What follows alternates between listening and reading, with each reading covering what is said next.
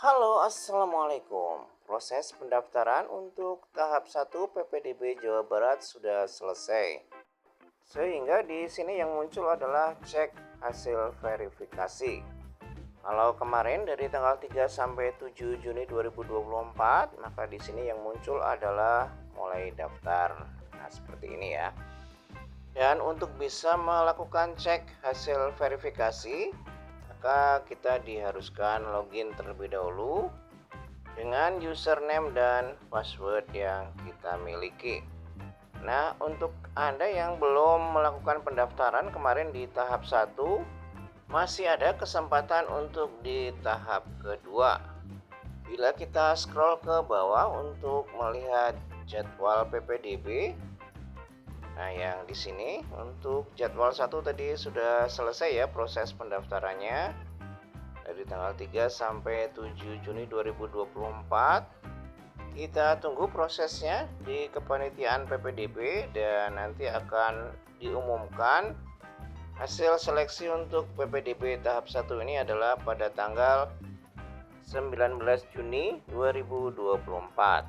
Dan bila nanti belum berhasil di tahap 1 atau memang belum daftar ya di tahap 1, itu masih ada kesempatan di tahap kedua dari tanggal 24 sampai dengan 28 Juni 2024.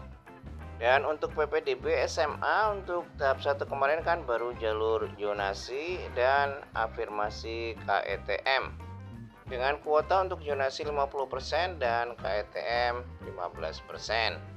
Dan untuk SMK di tahap 1 kemarin ada 2 jalur, yaitu jalur afirmasi KETM dengan kuota 15% dan untuk prioritas terdekat dengan kuota 10%.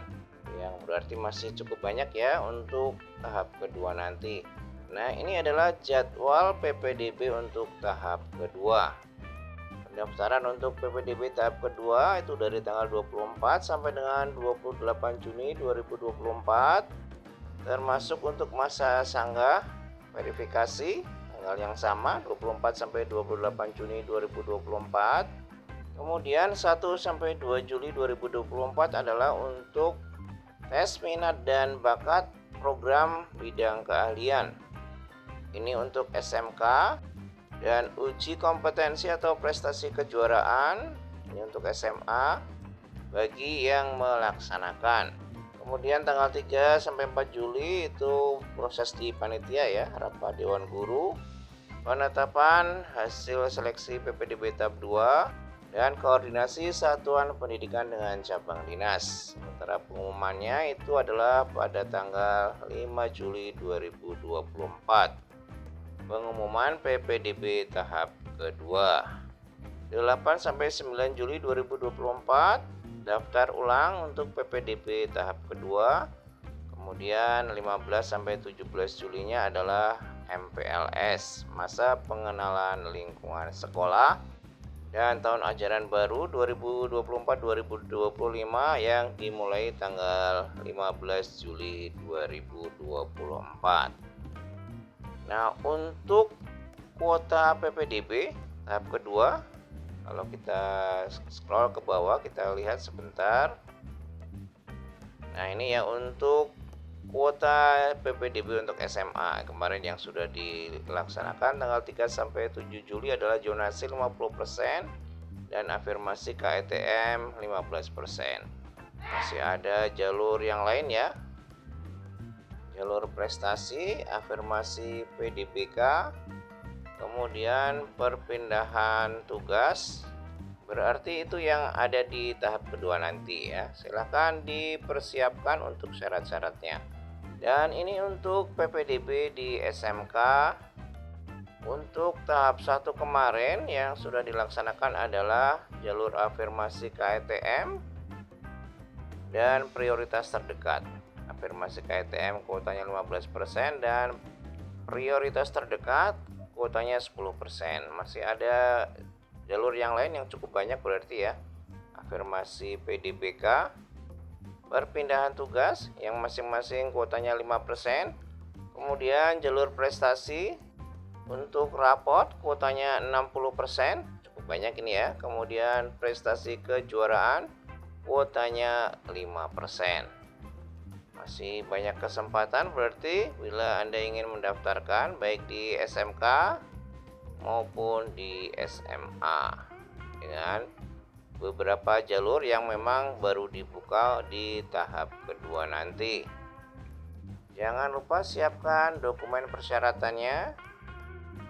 Dan bila Anda ada pertanyaan-pertanyaan, selain bisa memanfaatkan fitur chat dengan kami, Anda juga bisa melihat di bagian frequently asked question.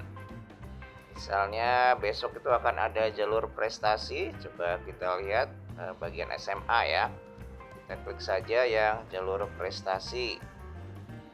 Misalnya ada pertanyaan tentang sertifikat kejuaraan seperti apa yang bisa dipakai untuk mendaftar. Nah, Anda bisa mendapatkan jawaban-jawabannya di sini. Tinggal diklik saja, nah nanti akan muncul penjelasannya. Kaitan dengan passing grade, kaitan dengan lomba apa saja yang sertifikatnya bisa dipakai, termasuk untuk periode perlombaannya. Apakah waktu masih SD bisa? Nah, di sini ada jawabannya ya. Jadi tidak bisa kalau lomba waktu SD. Kemudian kejuaraan apa saja yang bisa dipakai untuk mendaftar? Dan apakah kalau ada piagam atau sertifikat tapi sebagai peserta bisa juga digunakan? Nah, di sini ada jawabannya juga ya. Termasuk kalau perlombaannya itu bergu, itu apakah bisa dipakai juga? Nah, ini jawabannya di sini sudah jelas juga. Silakan untuk dibuka-buka di sini sebelum menanyakan langsung ke panitianya. Demikian ya, sedikit berbagi informasi saja kali ini. Mudah-mudahan ada manfaatnya. Terima kasih sudah menonton. Wassalamualaikum.